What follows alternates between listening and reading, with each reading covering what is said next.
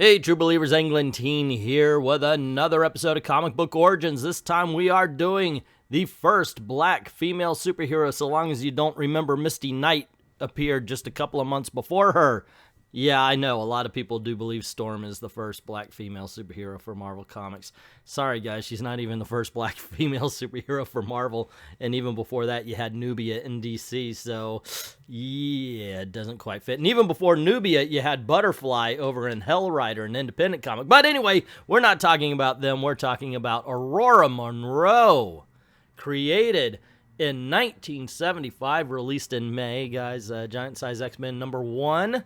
Written by Len Wein, drawn by Dave Cockrum, and you may be saying, Englentine, why don't you just do the whole X-Men? That's because I think Nightcrawler and Colossus, and maybe even Thunderbird, deserves their own entry in this particular series. So I'm going to focus on her appearance in Giant Size X-Men #1, but then going to focus on her origin, which came just a few issues after that.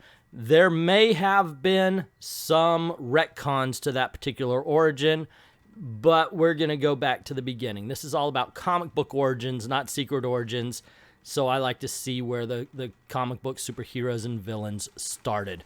So, let's see, I think that's just about enough of the introductions. We'll let this picture pass by because, damn. Yeah, anyway, let's get started, and we're going to be talking about Giant Size X-Men #1. We're also going to check out X-Men 102 and 103. For her origin story, it should be a good time, so without further ado, let's get this party started. A classic cover. This is a reprint. You can tell by the TM 2005 on the bottom, but this is flawless. You've got the new X-Men bursting through the pages, or the cover of a older X-Men comic book. You have Cyclops on both sides, representing the fact that he will be leading both teams. It's a perfect concept, and it's very well executed. Once again, nearly flawless cover. Love it. Although I wonder, now this is more representative, of course, you've got all the new X-Men right here. You've got the splash page. The same thing, the older X-Men are above them, the new X-Men are running towards us. It says, the grandeur and the glory begin anew with Second Genesis. Would this have made a better cover? Because in all honesty, I don't think it would. Still, it's just really good art. We got Len Wein writing, Dave Cockrum drawing, Slying Wine colorist, and John Constanza is the letterer. Okay, for this part, I'm going to ask you guys to please forgive me. This is the origin of Nightcrawler. At least this is the first appearance of Nightcrawler. And I'm not going to be talking about this now because eventually I'm going to get to his comic book origins. And that's when we're going to focus on his involvement in this book. So for now, we're just going to let this pass by and go right on over to Wolverine. Obviously, this isn't his first appearance. That was in the Hulk. But here, this is the first time he meets Charles Xavier, bursting into an office saying, all right, I'm here, gents. Who's this bigwig you want me to meet? And Charles Xavier, of course, introduces himself and says that he's recruiting mutants. Wolverine listens to his pitch, and then the bigwig behind the desk, the Canadian guy, says, hey, wait, not so fast, fella. The government's invested a great deal of time and money turning you into what you are now. And, of course, Wolverine cuts his tie off and says he's resigning his commission effective immediately, and he goes on with Charles Xavier. Then Charles Xavier goes to recruit the Banshee, whose first appearance is in 1967, X-Men #28. Cut to Kenya, East Africa. Atop a lonely knoll, there stands a great stone portal. Men come to it in humility, their voices raised in praise and song and prayerful supplication. Aurora, great goddess of the storm, the voices cry, come unto us, ease our burden. And with a hollow peal of thunder and the moan of lonely winds, the storm goddess comes. Ladies and gentlemen, the first appearance of Storm. I am here, my children. What do you wish of me? There is drought upon the land, blessed one. Our crops wither, our grasses parch. 10 goats and chickens shall we slay in your honor if you will only bring us rain. Her eyes are crystal blue and older than time. They sparkle as she answers, save your beasts, my children. You need them more than I. I will do as you plead. Her liquid eyes grow dark. Then the sky grows dark as well. Okay, well, here's a little bit of something to think about. Her eyes grow dark, yet how we know her to be whenever she's using her powers, her eyes grow white. So that is a bit of a difference between first appearance and what we would come to know her as. Once more, the howling winds come up and sweep the storm goddess away. She soars aloft like an ebon bird, lightning landing from her fingertips, the glow of life shining full upon her face. She is happy here, only truly happy here, among the elements, and the raging sky, touched by her happiness, weeps. When the storm goddess returns to earth, at last her joy is shared by all. A most impressive display, Aurora, truly beautiful. Who are you? What business have you in Aurora Land? Coming soon to you, courtesy of Disney. I am called Xavier, and I have come to make you an offer I pray you will not refuse. An offer? What have you to offer a goddess? You have land, Aurora, and people who adore you. I offer you a world and people who may fear you, hate you, but people who need you nonetheless. The world I offer is not beautiful, but it is real, far more real than the fantasy you're living now. You are no goddess, Aurora. You are a mutant, and you have responsibilities.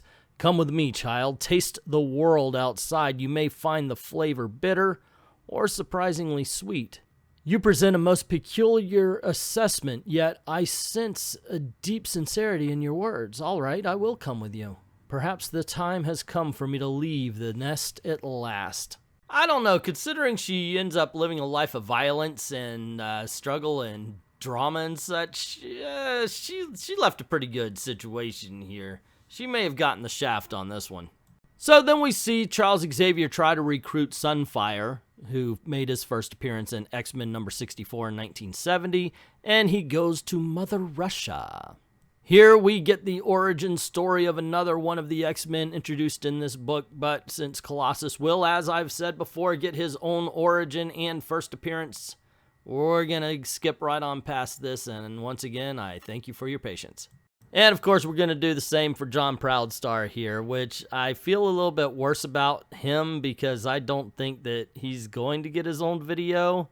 Yikes. But nonetheless, this is about Storm, so moving on. Next, we join the team in the X-Mansion, and we see that they're all in full outfit and gear. Of course, Professor Xavier has to tell them that the uniforms do come from unstable molecules, which adjust themselves where necessary. I obtained them from a man named Reed Richards, and I'm certain you'll learn more of him and his friends later. But right now...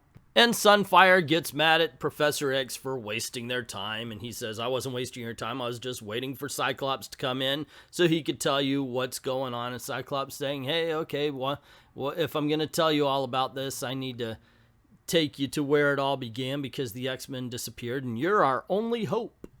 Then we flash back to showing Cyclops and the rest of the X-Men surrounded by Professor Xavier, who's telling them that he discovered a very, very powerful mutant on the island of Krakoa, and he wants the X-Men to go and find him before that mutant falls into the wrong hands, so they get into their rocket, they start flying away.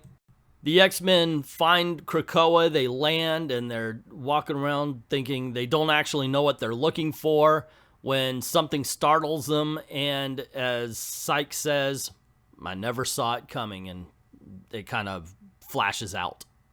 But Cyclops wakes up, he's back on the Stratojet, and for some reason his eyes cannot produce an optic blast, so he has no idea what's going on. He's trying to get control of the plane so he could go back and save his friends, but he can't, and it's taking him right back to Westchester. When he gets to the mansion, he bursts in and tells Professor Xavier exactly what happened and the fact that the X-Men are still trapped on Krakoa.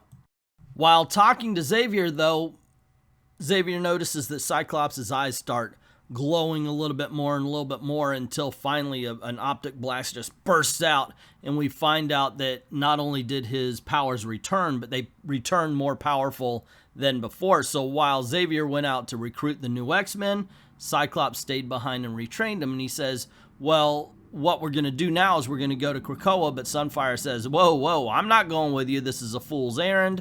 Cyclops says to him, well, hey, man, you got an opportunity to help your fellow mutants. Sunfire says, well, I don't even like my fellow mutants, Cyclops, and I certainly will not risk my life to help them.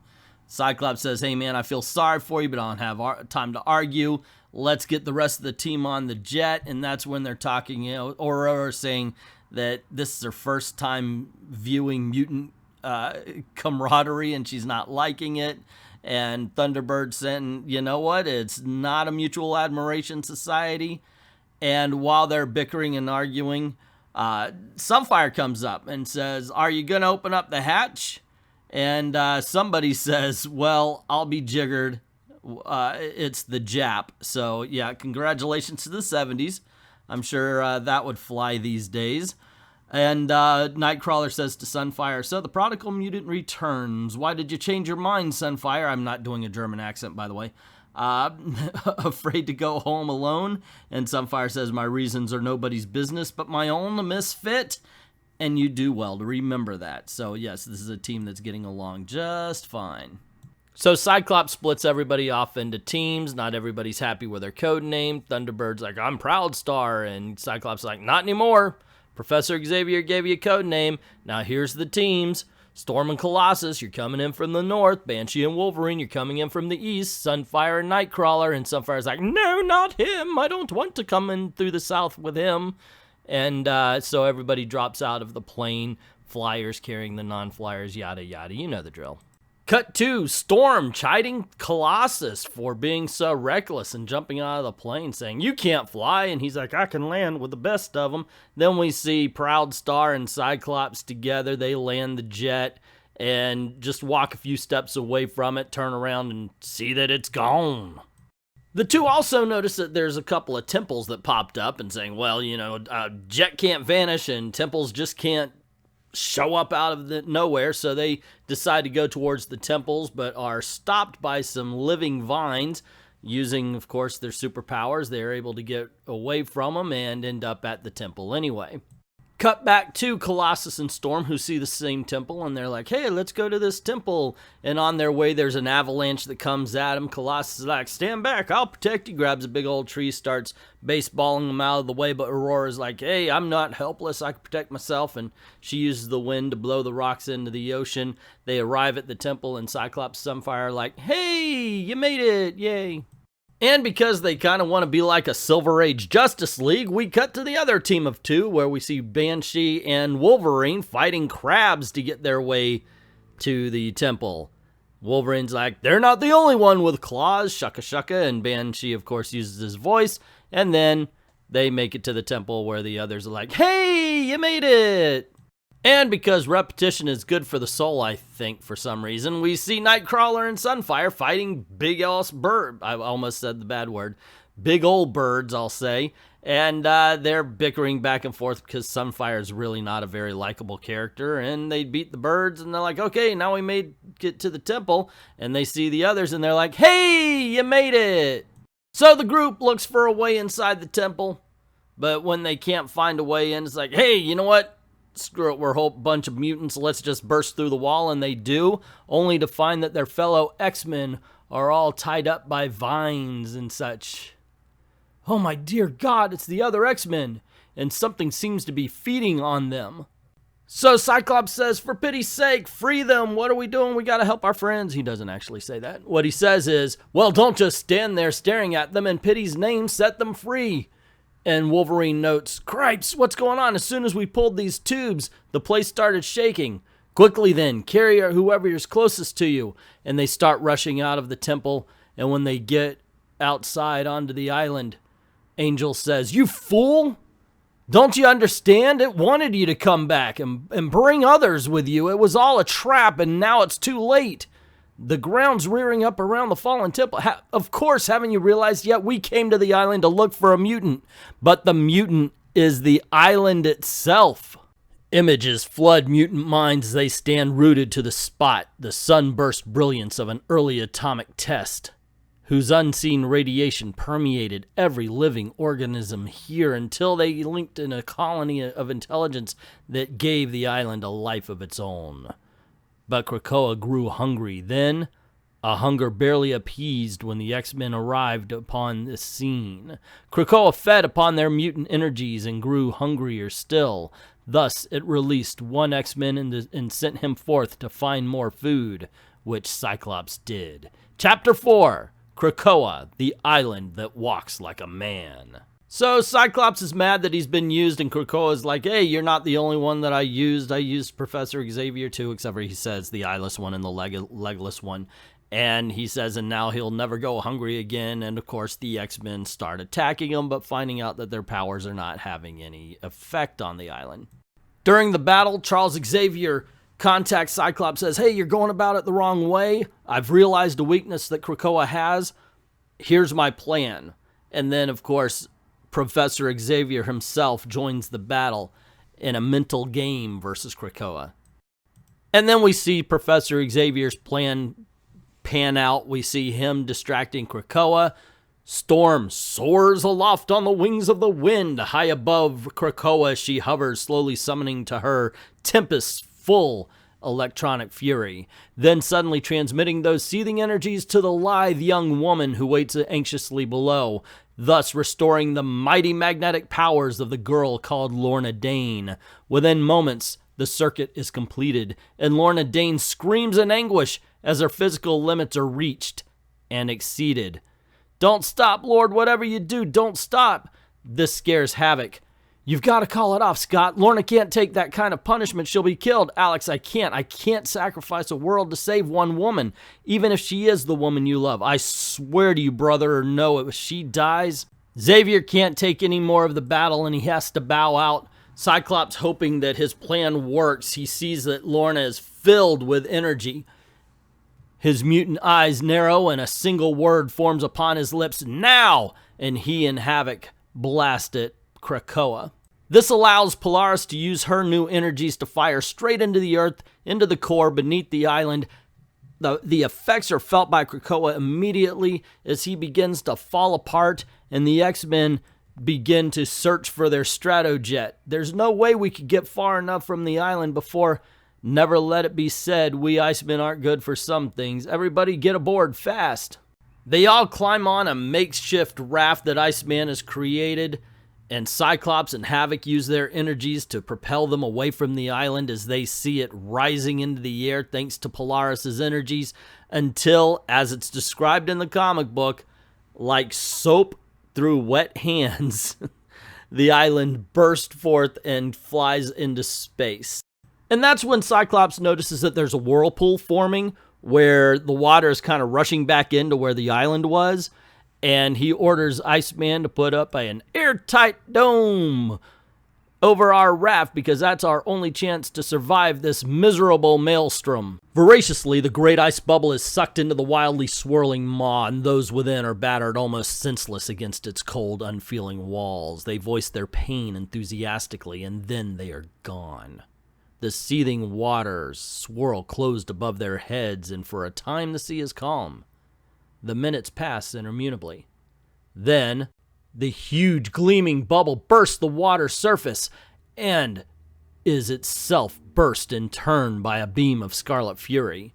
Fresh air, a warm sun, did you ever see anything more beautiful? Yeah, almost forgot the old Stratojet is watertight. Paddle on over while I go open the hatch.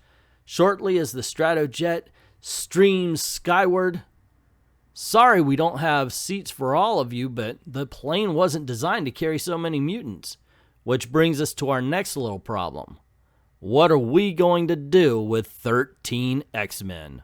There you go, gang. That is the first appearance of Storm, as well as Nightcrawler, Colossus, and Thunderbird. I figure since she's sharing the book, and really she doesn't play a huge part in this story, I'm going to point out a little bit of her origin. It comes from issues 101, 2, and 3. Just like always, starting off with the cover, you know what? It's near perfect as well. Also, this is a classic cover. It's Phoenix Rising. This is the issue, like in the first one, she leads the plane down. They all think she's dead, and she comes bursting out of the water. That's basically the story here, but we're not really going to talk about that particular part of the story, as we're going to fast forward all the way to the end for the setup of issues 102 and 103. At the end of the issue, we see that Sean Cassidy, Banshee, is taking some of the X-Men, Wolverine, Colossus, Storm, and Nightcrawler to his family's castle. Storm's not very comfortable, So Banshee decides to show her around, show her her room, and he says, Banshee, you're so happy to be home, while I will only be happy the day I leave this castle forever. Jean would say Cassidy Keep has bad vibes for me. And it does, but I will not be ruled by my fears. I must force myself to relax. And I know precisely how to do it. For when the goddess of the storm wishes to refresh herself and calm her nerves, how better than by summoning her own summer shower? Gods, how I needed this. If I close my eyes, I can almost imagine myself back in Kenya. Oh, and by the way, just for the record, I have pointed out before this, I don't know, fetish that Dave Cockrum had of drawing Storm naked with only her hair covering her naughty bits. Yeah, thank you, Dave. But of course, they have a formal dinner to go to, and Aurora knows this, so she gets dressed, and she's visited by Nightcrawler, who shows her his image inducer, so he doesn't have to walk around looking like a blue furry elf. And he goes through Clark Gable, Bing Crosby, Groucho Marx, and then just settles on what looks like Tony Stark and says, Aurora, you're the most beautiful woman I've ever seen. And she says, if that is true, then thank you. And they all meet up for dinner. Wolverine is dressed up and he's looking at Sean and he's saying, hey, how come we're going to a formal dinner and you're dressed like a stable boy? And Sean's like, I'm the Lord of the Castle. I can do what I want. And while they're walking, the trapdoor opens and Sean Cassidy's like, hey, we got to switch to our costumes. And for some reason he does too. And I know he has sound powers, but I never knew he had switch instantly to my costume powers. And we see the villains for the next 2 issues. It's Black Tom Cassidy and Juggernaut. And yes, Black Tom Cassidy is a racist name. I'm just kidding. That's Deadpool 2. Anyway, he starts explaining to Banshee about how they're trapped in the dungeons of Cassidy Craig and or Crag. And this triggers Aurora, who realizes that she has no way out of this enclosed space. This triggers her claustrophobia, and she flips right out. Wolverine says as much. Next issue, who shall stop the Juggernaut? Okay, I said I was going to talk about all of the covers. This one, too, is a classic. I mean, this series is just filled with classic covers. I'm not a big fan of the way Colossus and Juggernaut look here. They look a lot smaller than they actually should be, and I kind of figure that's to make space for the words X-Men and Who Shall Stop the Juggernaut. That's the only thing. It just looks like the scale is off, especially when you take into account the swinging chandelier that Nightcrawler is attached to.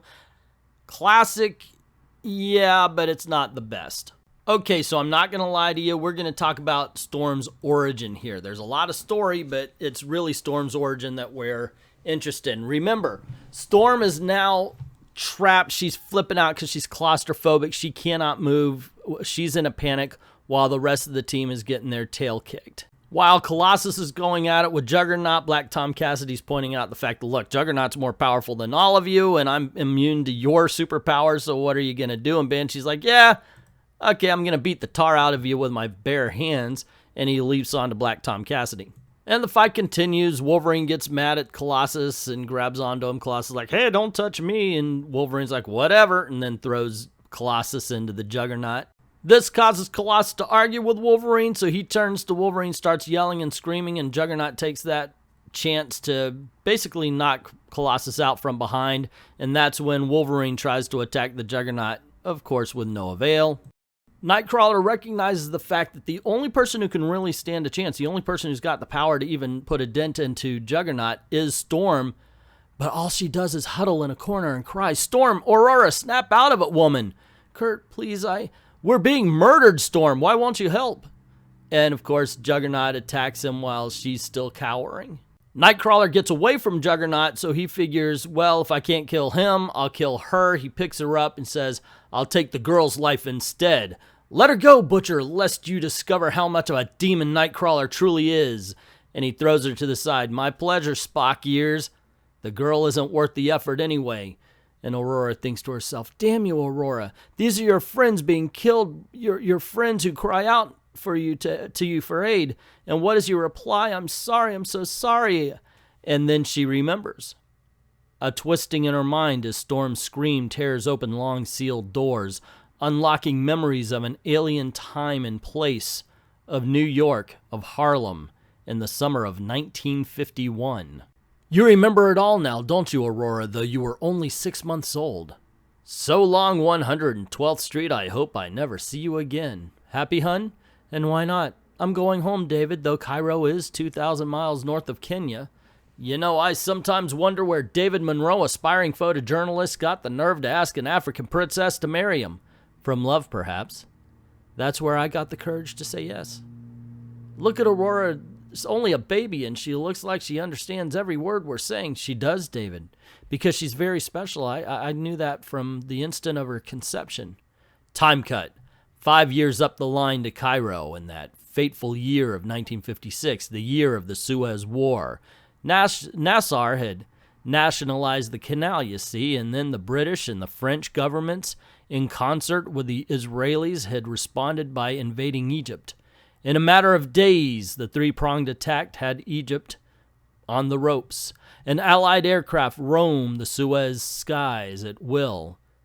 The French are bombing the main highway, and our house is way too close to their target for comfort. We've got to get out of here, Nader, fast. We'll head into the city. I'll leave you at the American Embassy. Don't worry, love. Everything's going to work out just fine. But as David Monroe hustled his family away from the window, a French Vautour fighter bomber caught a flak burst as it swung into its strafing run. The pilot ejected, was taken prisoner, and repatriated after the war. His plane went down with a full load of fuel and bombs. Oh my God! Nader, Aurora, get down! I'll keep you safe. Liar. Darkness and pain, eventually of body and soul, pain that would not be ignored as it forced you awake. Mother? Mother! I'm not going to scream that loud, but yes, she looks like she's very scared she just lost her family. There was darkness again, blessed nothingness, but when you awakened, your mother's body was gone, and you were alone with rock and rubble jammed in close around you, sealing you in. Somehow, though, you managed to pull yourself free. You haunted the gutters and back alleys for a time until some of Ahmed El-Jabbar's urchins found you. The old man took you in and taught you how to survive. Within a year, you were the finest beggar sneak thief in all of Cairo. But then in your 12th year, some inner need began pulling you south away from Egypt and the Sahara. You walked for a year, 2,000 miles from Cairo to the Serengeti Plain, and though you'd never seen the veldt before, you knew you had come home. There you had remained the girl growing into a woman, all memories of your past life fading with the passage of the years, content in your solitude, until Charles Xavier had come to lead the goddess from her nest. A notion away, that self-same Professor Xavier stirred. What? I thought I heard someone call my name, but so faint, so far away. It's Storm! Images flooding my senses through the telepathic rapport I share with my students. I can feel her pain and fear, and dominating her every thought is the face of Cain Marco. So Xavier bursts in and tells Cyclops that they have to go, but he refuses to leave Jean's side after her accident. The two fight for a while about responsibilities, but then Professor Xavier sees a strange face in the mirror, one that he's seen in his dreams before.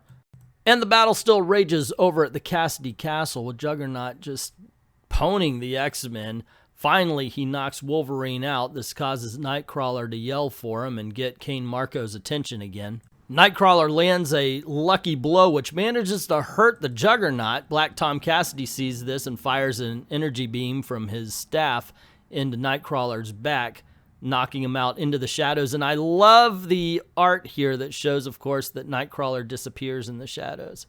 Great touch. And I kid you not, Leprechaun save Nightcrawler from the battle. They pull him away through a trap door. We see Black Tom Cassidy get the best of Banshee, and he says, you should have asked the right questions, like who freed Juggernaut and me from prison, and who paid us to kill the X-Men. And he delivers a blow saying, it's such a pity you will die without ever knowing. So with Banshee knocked out, Juggernaut says that's awesome, great, but he really wants to get revenge on Xavier, and Colossus rallies himself and says to get to Xavier, you're going to have to go through Colossus. And the two fight so hard that they manage to knock down walls, even looking as if they're about to entomb Storm and bury her just like she had happened to her as a child. Storm realizes she's the last one left, that she failed her teammates by being scared so much she fires an energy bolt at it. And there's something that I forgot that Juggernaut could do. He takes that energy and redirects it right back at Storm, knocking her out. leaving him to say, Charles Xavier will walk into our death trap as meek and defenseless as lamb to the slaughter. And that ends X-Men 102 and the origin of Storm. So there you go, gang. That is the origin and the first appearance of Storm. What did you think? Let me know in the comments below. Now, I know I said I was going to go through 103, but there's actually no more origin left. It's just the ending of this story. Unfortunately, the video's already hit 30 minutes, and I wanted to do this under 30 minutes, so I'm going to have to lop off this end, and I highly recommend you guys go check this out for yourself. It's a lot of fun. These are some great issues of X-Men, the best issues of X-Men in a lot of people's minds. From here on out to about issue 200, you got to check these out. It's amazing. So anyway, what did you think? Let me know in the comments below. Don't forget to click like, share, subscribe if you haven't done it already, and more importantly, hit that notification bell so you don't miss anything. Well, that depends on if YouTube decides to share even with people who pick notified. I apologize for landing on my particular, actually I don't. But anyway, that's what's going on. The Adpocalypse. And speaking of the Adpocalypse, if you don't mind helping out this channel, we've got Ko-Fi, we've got Patreon. The links are in the description below. On Ko-Fi, I started doing commissions, so if there's a hero you want to hear about in Comic Book Origins, go on over. I do commissions now for videos, of course. So, yeah, check that out. Go on over to the Amazon store, and you could buy something there. And if you do that, you get something. You help out the channel, and the world's a happy place. Thank everybody who's already done that. And to everyone, all of the true believers, thank you very, very much for watching.